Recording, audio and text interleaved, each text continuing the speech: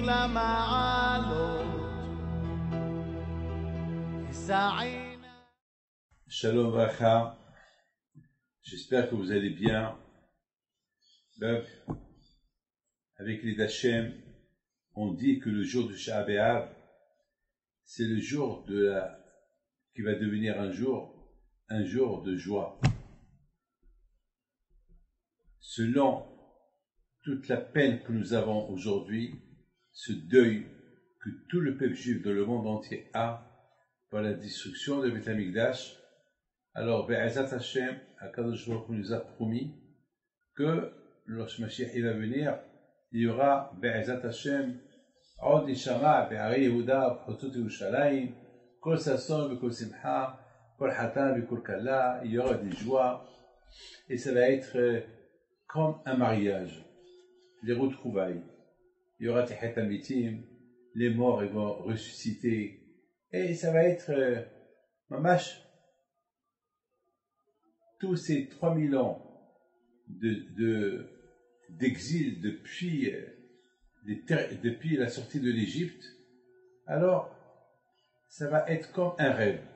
Ça va être comme un rêve. On va dire, ah, c'était un cauchemar. Voilà, et ça va être quelque chose de magnifique. D'ailleurs, vous savez, le prophète Yeremia, lorsqu'il parle de Tisha B'Av, il dit Karata alay moed. Toi, Hachem, tu as appelé ce jour de Tisha B'Av une fête. Alors que le Tisha B'Av, c'est pas une fête. Tisha B'Av, c'est un deuil. Alors comment on peut dire que la fête Tisha B'Av, c'est une fête? Les Hachamim me répondent que finalement c'est une fête. Parce qu'avec toutes les fautes qu'on a fait, alors Akadosh Baruch Hu, il a passé sa colère uniquement sur des pierres et du bois, le Beth Amikdash. Hachem n'a pas puni les bénis d'Israël par rapport à ce qu'on a fait, par rapport à tout ce qu'on a fait, les avérotes, les fautes qu'on a fait en Israël. On ne méritait pas que l'exil, on méritait tous la mort. Mais Akadosh Baruch Hu, qu'est-ce qu'il a fait? Il a passé sa colère sur le Beth Amikdash. Hachem, il s'est fait du mal lui-même. Il a détruit sa maison.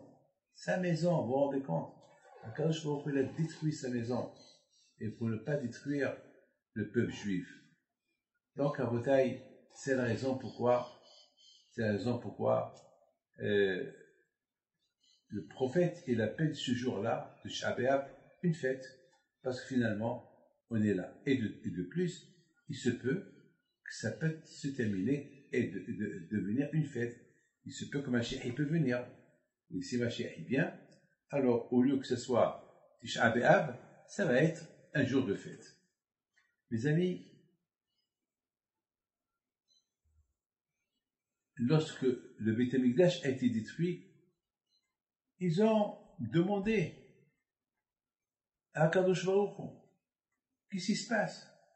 Pourquoi tu as détruit le Beth Amikdash? Pourquoi? Ils ont demandé à Akadosh Baruch Hu, par l'intermédiaire de Jérémie, Yeremia le prophète, pourquoi tu as détruit le Beth Amikdash? Mais c'est ta maison. Alors Akadosh Baruch Hu leur a dit, parce que vous n'avez pas étudié la Torah. Et lorsqu'il n'y a pas de Torah, il n'y a pas de religion. Alors, la question se pose, mais à l'époque de Beth Amikdash, il y avait des prophètes. Il y avait les 70 grands rabbins, les Sanhédrin. Mais quand même, il y avait les 10 miracles. Dans le Beth Amikdash, il y avait 10 miracles. Comment on peut dire que les Juifs ne méritaient pas? Il y avait 10 miracles dans le Beth Amikdash. Un des miracles de Beth Amikdash que jamais, avec tous les millions de sacrifices qu'ils faisaient par jour, c'était comme l'abattoir, des sacrifices non-stop. Jamais ils ont vu une moustique. Vous savez que les moustiques et les mouches, ils sont tirés par du sang. Et le sang, il y avait le sang à gogo. Et jamais, il y a eu quelqu'un qui a vu une moustique. Il y avait beaucoup de grillades au Beth Amikdash.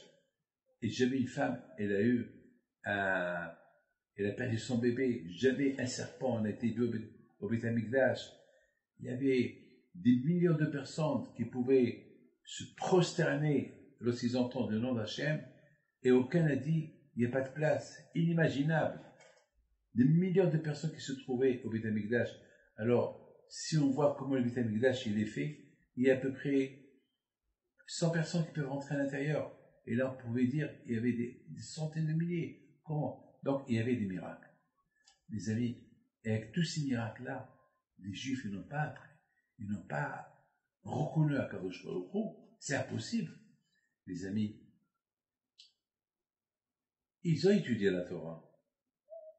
Mais selon les miracles qu'il y avait, ils n'ont pas fait assez.